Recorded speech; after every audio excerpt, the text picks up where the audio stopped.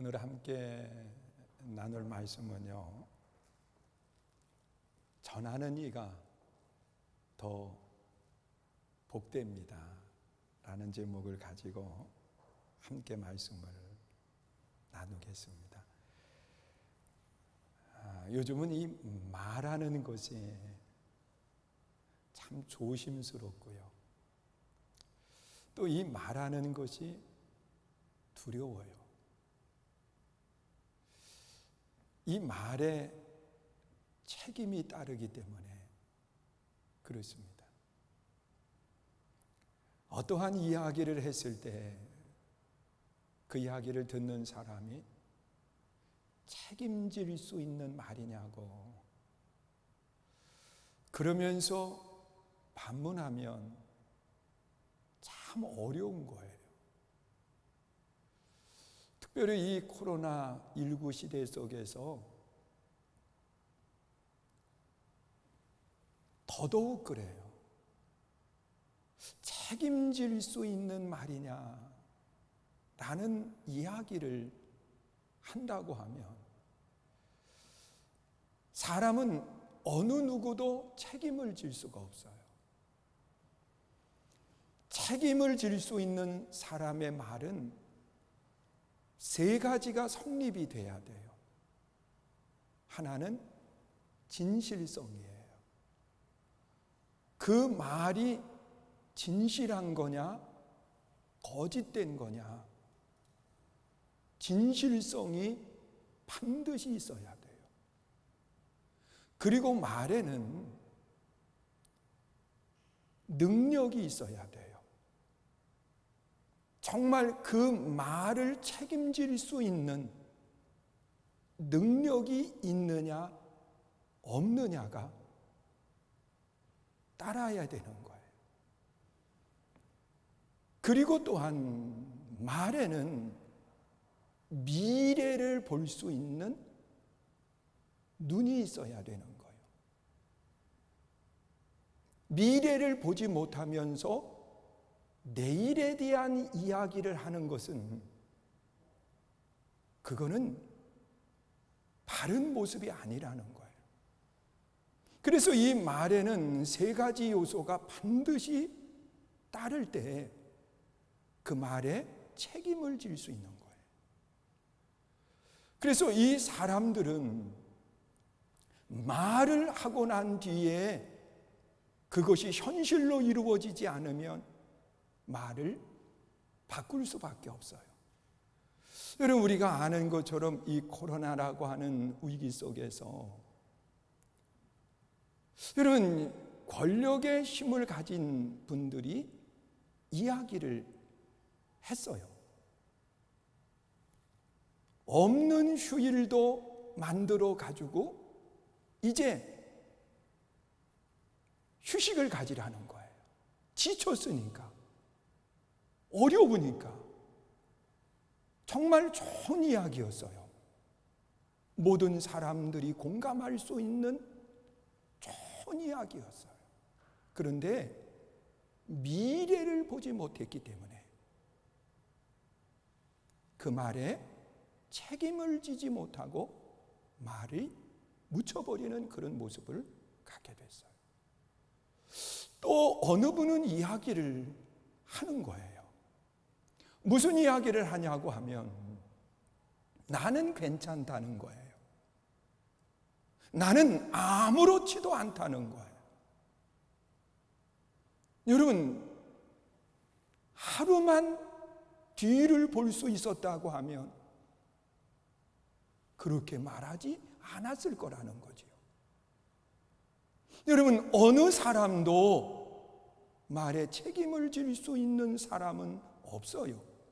권력을 가진 사람도, 목사님도, 누구도 말에 책임을 질 수 있는 사람은 없어요. 그래서 성경에 나타나 있는 말씀을 보면 오늘 본문은 우리의 이야기를 하라고 하는 것이 아니라는 거예요. 예수 믿는 사람, 성도들은 반드시 해야 될 말이 있다는 겁니다. 그 말이 어떤 말일까?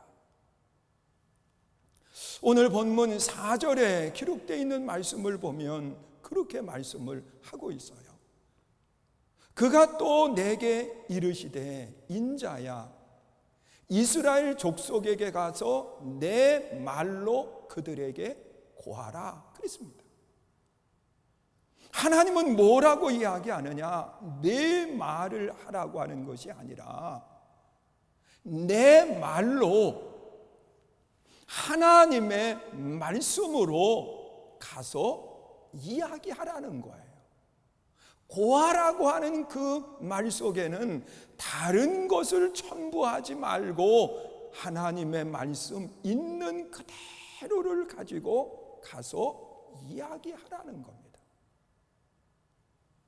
하나님이 분명하게 하시는 말씀은 내 말로 그랬어요. 그러면 이 하나님의 말씀을 가지고 우리가 가서 전할 때에 그 전한 그 말이 그대로 이루어지는 책임을 질 수 있는 말인가 한번 생각해 보세요. 여러분, 책임을 질 수 있는 말이라고 하면 제가 서론 부분에서 세 가지가 성립이 돼야 된다고 말했어요. 그것이 뭐냐? 진실성입니다.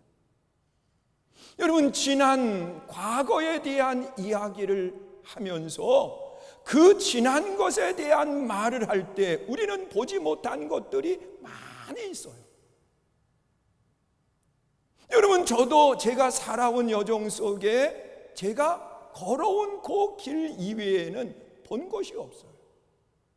그런데 하나님은 창세기 1장에 보면 태초의 이야기를 하시는 거예요. 처음의 이야기를 하시는 거예요. 이 땅이 생길 때 이야기를 하고 계세요. 그런데 그 말씀을 하실 때에 하나님이 정말 진실성을 가지고 말씀하시는 걸까? 여러분, 진실성을 가지셨다고 하면 그 말을 우리는 믿어도 되고, 그리고 그 말에 대한 책임을 하나님이 지실 수 있는 거예요. 또한 이스라엘의 역사 가운데에 광야 시절의 역사를 이야기하고 있어요. 장정만 60만 명, 그 사람들이 광야에 40년의 삶을 살아가면서 농사도 짓지 않고 그리고 가꾼 것도 없이 그 많은 사람들이 광야 40년 동안 먹고 생활했다. 여러분, 이것은 어느 능력이 함께하지 않으면 믿을 수 없는 이야기예요. 그러니 우리는 그 말씀을 읽으면서 우리 생각을 첨부한다고 하면 그거는 이야기지 하나에 어떻게 현실이 될 수 있느냐, 이런 생각을 갖게 되는 거예요. 그렇기 때문에 지난날의 이야기를 할 때 그 말이 진실성을 가지고 있느냐, 그걸 보아야 되지요. 그런데 하나님은 어떤 분이냐? 시편 89편 8절에 보면 그렇게 말씀을 하는 거예요. 하나님은 성실로 진실로 옷을 입으신 분이라고 그렇게 말씀을 하고 있습니다. 여러분, 하나님은 자신을 가리켜서 성실하신 분이라는 거예요. 진실하신 분이라는 거예요. 그래서 말씀을 하실 때에도 진실로라고 하는 표현을 사용하고 계세요. 하나님은 거짓을 이야기하는 부분이 없어요.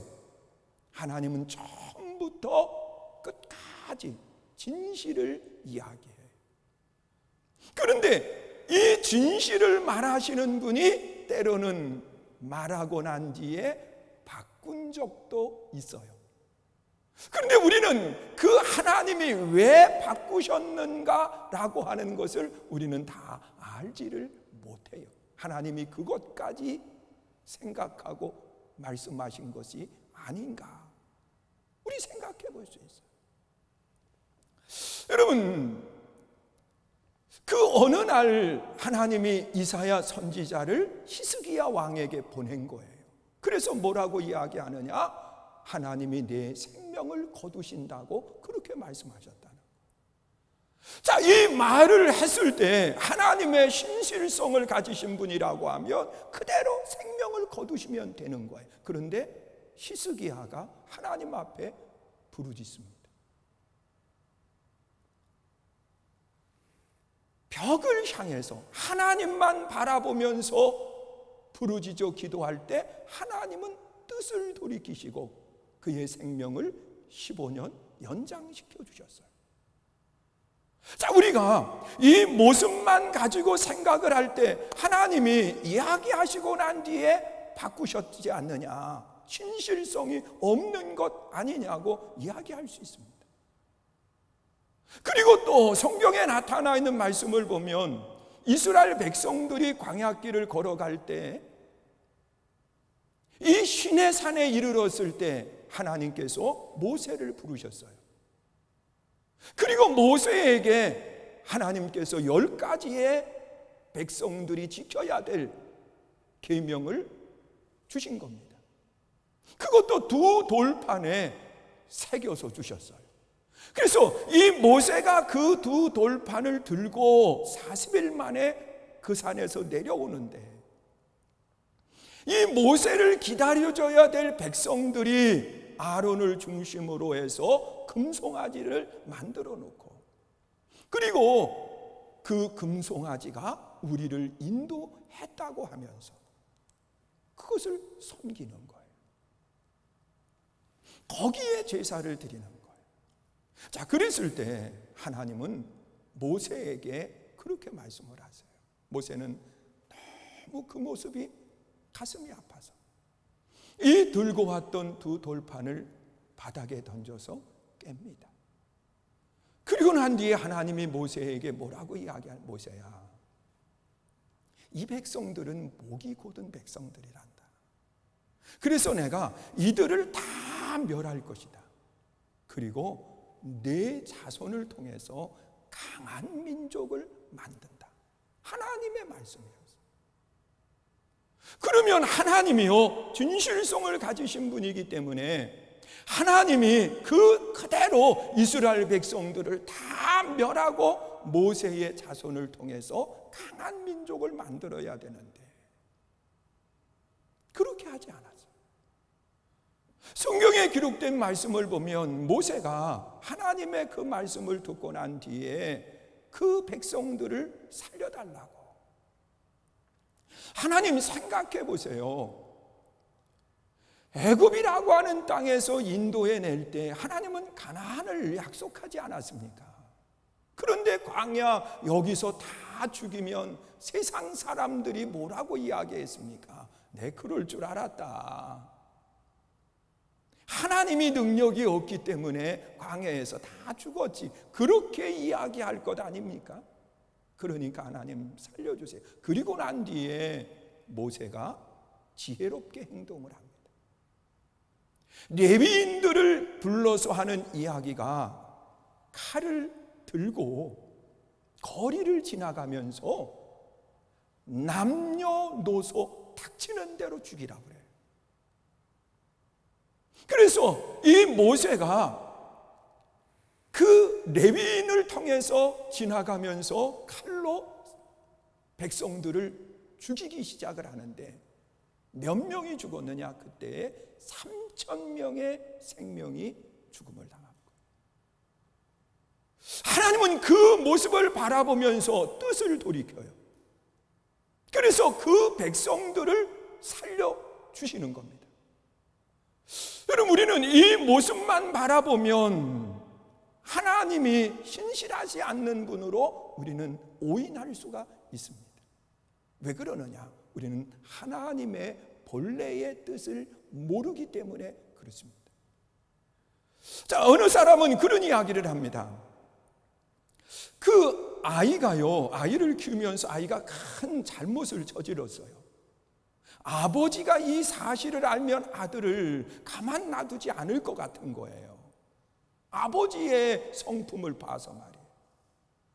그러니까 이 엄마가 지혜를 지혜롭게 처신을 하는 겁니다. 그것이 뭐냐고 하면 아버지가 퇴근해 올 시간에 맞춰서 이 아이를 보라는 거예요. 책망을 하는 거예요. 때리는 거예요.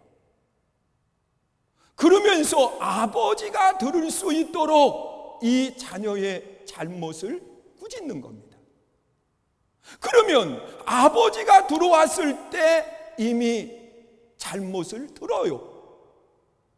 그런데 그 잘못에 대한 벌을 지금 가하고 있는데 어떤 아버지가 거기 위에 또다시 벌을 가하고 그리고 하겠느냐는 거예요. 이미 그 모습을 보면서 마음을 누그러뜨리는 거죠. 모세의 모습이 바로 어머니의 모습처럼 그렇게 그 백성들을 먼저 버렸다는 거예요. 하나님이 그걸 보고 용서하시고. 그런데 우리는 이것 또한 하나님의 본래의 뜻을 모르기 때문에 하는 이야기지요. 하나님의 본래의 뜻을 성경에서 잘 보여주고 있는 부분이 요나서입니다. 이 요나서에 기록되어 있는 말씀을 보면 하나님은 요나를 통해서 니느웨 성으로 보내는 겁니다. 그러면서 하시는 말씀이 이 니느웨 성 사람들이 하나님 앞에 범죄했기 때문에 하나님이 이들을 멸하신다, 심판하셔서 멸하신다라고 그렇게 가서 전하라는 겁니다. 그런데 요나는 니느웨 성으로 가지 않습니다. 다시스로 도망을 해요. 왜 그랬느냐?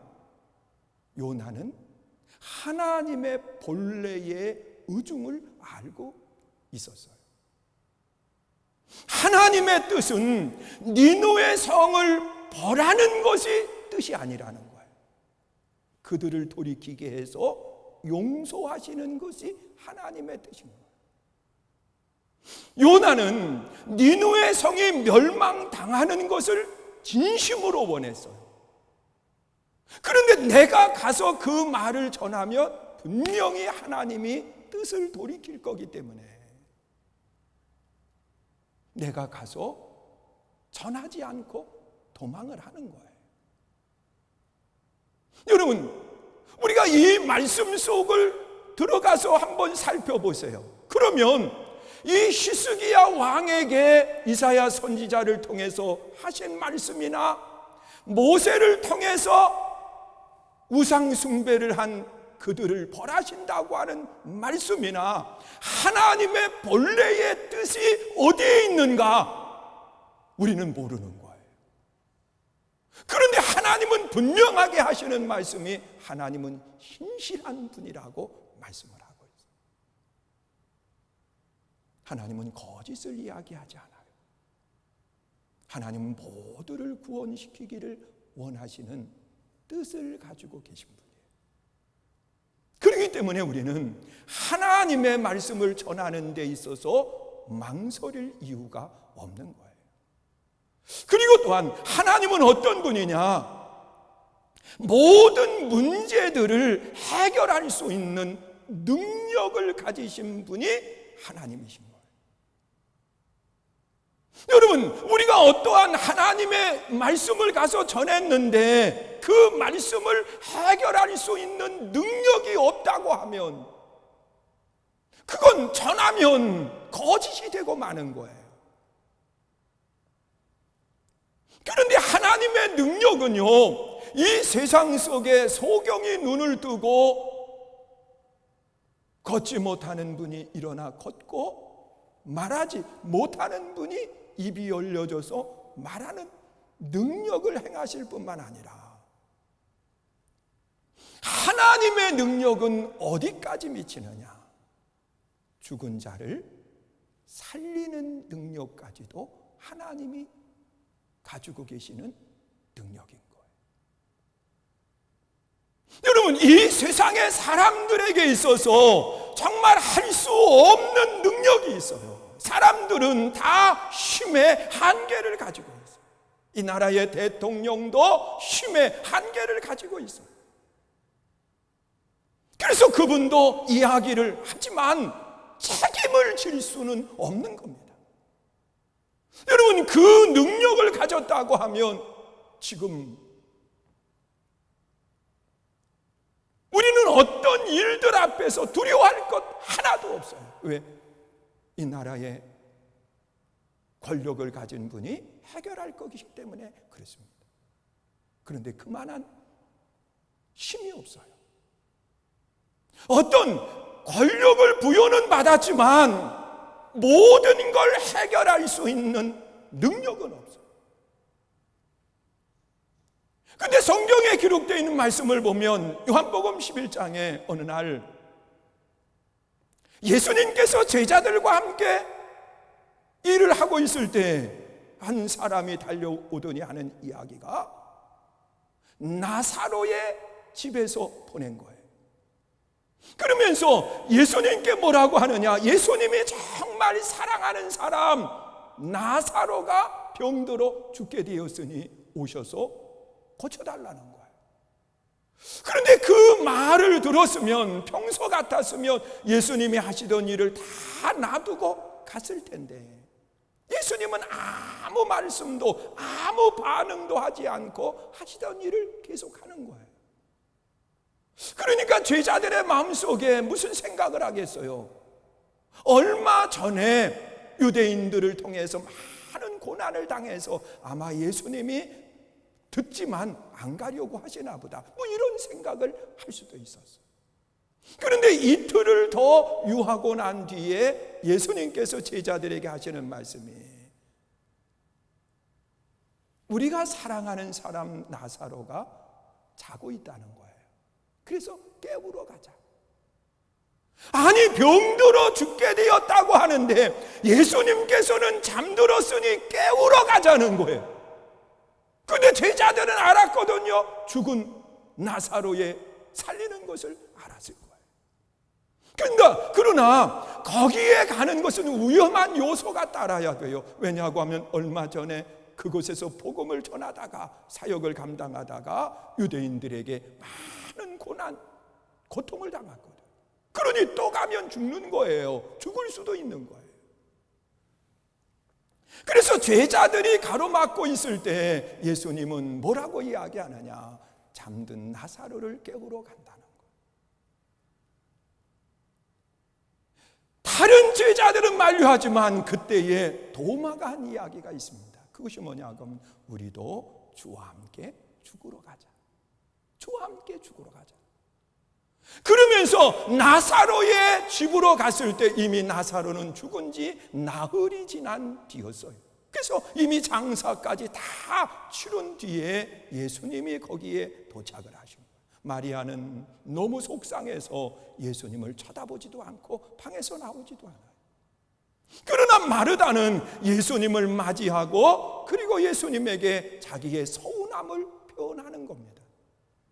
예수님이 진작 오셨으면 내 오라비는 죽지 않았다는 거예요.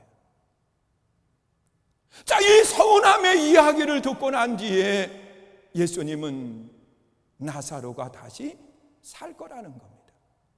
마르다는 부활의 날에 내 오라비가 살아난다고 고백을 해요. 그런데 예수님은 지금이라는 거예요. 그러면서 그 제자들과 그리고 마리아 마르다와 함께 어디로 가느냐? 나사로가 묻혀있는 무덤을 가는 거예요. 이 무덤 앞에 예수님께서 서시고 그리고 다른 모든 제자들과 사람들이 보는 앞에서 요한복음 11장 43절에 보면 아주 분명하게 말씀합니다.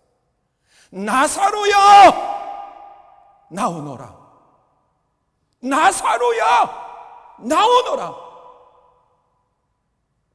자, 그 말씀하실 때 죽은 나사로가 배로 동인 채로 무덤에서 나오는 역사가 일어나는 거예요. 말에 책임을 질 수 있는 능력이 하나님께 있는 겁니다. 그래서 우리는 하나님의 말씀을 받았으면 두려워할 것 없어요. 전하는 거예요. 왜? 하나님은 진실하신 분이고 하나님은 능력의 하나님이십니다. 그리고 또한 말에 책임을 질 수 있으려고 하면 미래를 볼 줄 알아야 되는 거예요. 내일의 주인이 말씀하실 때에 우리는 두려워하지 않아도 되는 거예요. 그런데 우리는 세상을 살아가면서 어떤 사람도 내일을 볼 수 있는 사람은 아무도 없습니다. 그러나 하나님은 내일의 주인이 되실 뿐만 아니라 내일을 이끌어 가시는 분이 하나님이세요. 그래서 하나님은 모든 것을 다 알고 계신 분이 하나님이시라는 사실이에요. 그래서 우리는 두려워할 것 없어요. 미래에 대해서 염려할 것 없어요. 하나님께서 모든 것을 알고 말씀해 주시는 것이기 때문에 그래요. 그래서 우리는 이 말씀하시는 하나님이 책임지신다고 하는 분명한 믿음을 갖고 우리는 전해야 되는데, 오늘 본문에 나타나 있는 말씀을 보면 우리는 누구에게 가서 전해야 되느냐? 누구에게 가서 전해야 돼요? 우리가 전할 때에 알아들을 수 있는 사람, 우리가 전할 때에 알아듣지 못하는 사람 모두에게 가서 하나님은 전하라고 그렇게 말씀을 하는 거예요. 심지어 지금 비난하는 사람에게까지 가서 전하라는 거예요. 아니, 방금 전에 하나님의 말씀을 전하는데 셔터 소리를 내면서까지 사진을 찍고 가시는 분이 계시는데 그분에게까지도 전하라는 거예요. 그래서 저는 그분이 사진 찍고 있을 때 소리를 더 높여서 말씀을 전했어요. 왜? 내가 그 셔터 소리를 안 들으려고. 그분도 듣고 가셨을 거예요. 여러분, 우리 한번 생각해 보세요. 하나님의 말씀을 받아 전할 때에 그 말씀을 스펀지처럼 흡수하면서 받아들이는 사람이 있는가 하면 어느 사람은 거울처럼 튕겨서 상대에게 보내주는 사람이 있어요. 여러분 아시지요? 스펀지는 흡수합니다.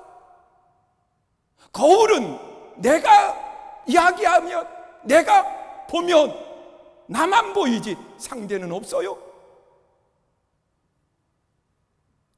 여러분, 하나님의 말씀을 가서 전하는데 알아듣는 사람이 있고 알아듣지 못하는 사람이 있다라고 그렇게 본문에 말씀을 해요. 그래도 전하라는 거예요.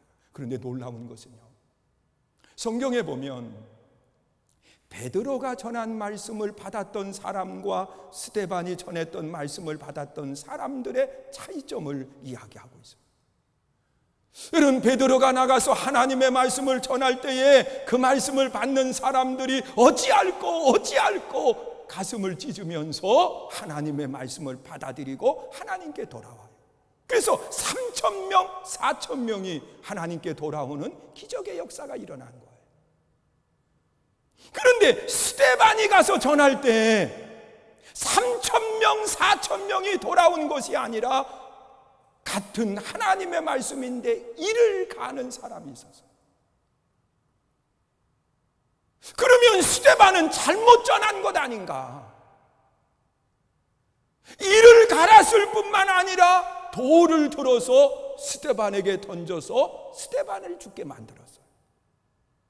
그러면 스데반은 차라리 입을 다물고 있는 것이 나았을 텐데 왜 전했을까? 왜 전했을까?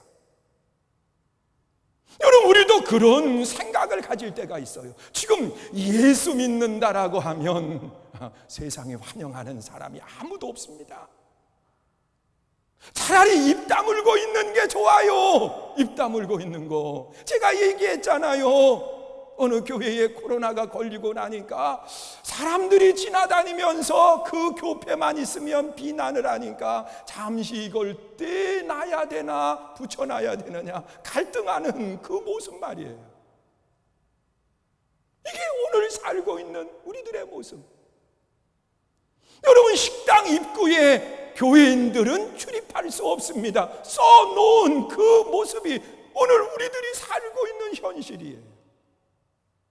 그런데 우리가 그들에게 가서 복음을 전하면 그들이 알아듣겠습니까? 스데반이 전하는 것처럼 돌을 들어칠 텐데. 그런데 베드로가 전할 때에는 3,000명, 4,000명이 하나님께 돌아와 예루살렘 성전을 채우는 역사가 일어나는 겁니다. 그러나 스데반이 전할 때에는 아무런 역사가 일어나지 않았느냐? 아니에요. 스데반이 순교로 인해서 예루살렘 교회가 흩어지기 시작을 하면서 가는 곳마다 교회가 세워지고 세계의 선교가 이루어지는 거예요. 그리고 그때에 한 사람, 듣고 있었던 사람이 있었는데 그가 누구냐? 사울이라고 하는 사람이었어요. 그 사울이 그것이 계속 하나님의 음성으로 남게 되고, 그리고 그가 변화를 받는 역사가 일어나고, 이 사울, 나중에 바울로 이름이 바뀌었지만 바울을 통해서 세계가 하나님께 돌아오는 역사가 일어나는 것. 스데반이 전한 그 말씀이 거울처럼 그냥 돌아만 온 것이 아니라 실은 돌을 던지면서도 그 말씀이 마음에 새겨진 거예요. 여러분, 돌을 던지는 사람도 하나님의 말씀이 들려졌기 때문에 나는 그것이 아니기를 바라는 마음으로 핍박하는 거지, 못 들었기 때문에 핍박하는 게 아니라는 거예요. 그래서 우리는 듣든지 아니 듣든지 우리는 전해야 돼. 그것이 전하는 사람의 아름다운 모습이에요. 자, 이렇게 할 때 하나님은 어떻게 해주신다고 말씀하시느냐? 언어에 책임을 져주시려, 그리고 말하는 사람이 복이 되게 하시겠다고 그렇게 말씀을 하시는 거예요. 여러분, 로마서 10장 10절에 보면 사람이 마음으로 믿어 의에 이르고 입으로 시인하면 구원에 이른다 그랬어요. 그러면 우리 한번 생각해 보세요. 제가 우리 이승호 목사님한테 이야기를 하면 내가 먼저 시인하는 거예요? 아니면 목사님이 먼저 듣는 거예요? 말하지 않아도 돼요. 왜냐고 하면 내가 먼저 시인한 거잖아요. 말하니까 듣는 게 먼저가 될 수가 없어요. 말하는 사람이 먼저인 거예요. 그렇기 때문에 듣는 사람이 복이 되기 이전에 말하는 사람이 복이 되는 거예요. 성경대로 생각해봐요. 입으로 시인하면 구원에 이른다고 그랬잖아요. 내 입으로 말하는 것이 그대로 이루어지는 역사가 나타나니까 내가 복음을 전할 때 받는 분보다도 말하는 분이 먼저 복이 되는 거예요. 여러분, 이것은 이스라엘 백성들이 광야길을 걸어갈 때 이제 가나안 땅을 앞에 놓고 12명의 정탐꾼을 뽑아서 보냈습니다. 그리고 그들이 돌아와서 보고를 하는 거예요. 10명은 부정적인 보고를 했잖아요. 들어가면 죽는다고 그랬어요. 우리는 메뚜기만도 못하다고 그랬어요. 그러나 갈렙과 여호수아는 그들은 우리의 밥이다 그랬고, 그들에게서는 보호자가 떠났고 우리는 하나님이 함께 하신다고 고백을 해요. 그런데요, 민수기 14장 26절로 28절에 보면 하나님은 뭐라고 이야기하느냐? 내 귀에 들린 대로 그대로 하겠다는 거예요. 갈렙과 여호수아의 고백이 들린 대로 하나님은 행하셨고, 그리고 원망 불평을 했던 사람들의 소리를 들은 대로 행하셔서 그들은 광야에서 죽게 하시고 갈렙과 여호수아는 가나안을 정복하는 역사가 일어난 거예요. 입으로 말하는 것이 현실이 된 거예요. 그렇기 때문에 우리는 전하는 자가 복인 거예요. 사랑하는 성도 여러분, 하나님은 분명하게 말씀을 해요. 전하는 자가 더 복이다. 그런데 전할 때는 내 말이 아니라 하나님의 말씀을 전해야 되고, 그리고 전하는 사람의 자세는 듣든지 아니 듣든지 전하는 거예요. 그때 하나님은 전하는 사람을 먼저 복되게 하시고, 그리고 듣는 사람이 그 복을 함께 받는 아름다운 역사가 일어나는 거예요. 이 사실을 기억하시면서 우리가 함께 전할 줄 아는 믿음의 좋은 성도 되시기를 주의 이름으로 축원합니다. 우리 함께 찬양하고요, 이 시간 통성으로 기도합니다. 갈릴리 마을 그 숲속에 주님 11 제자와 다시 만나고, 그리고 복음을 그 입술에 맡겨주셨는데, 자, 우리가 이 찬양 함께 들으시면서 우리가 하나님의 말씀을 전하는 아름다운 일꾼들이 될 수 있게 해달라고, 우리가 코로나 어려운 시대 속에서도 입술에 아름다운 고백이 있는 믿음의 신앙을 갖게 해달라고 우리가 함께 찬양하고 기도합니다. 갈릴리 마을 그 숲속에서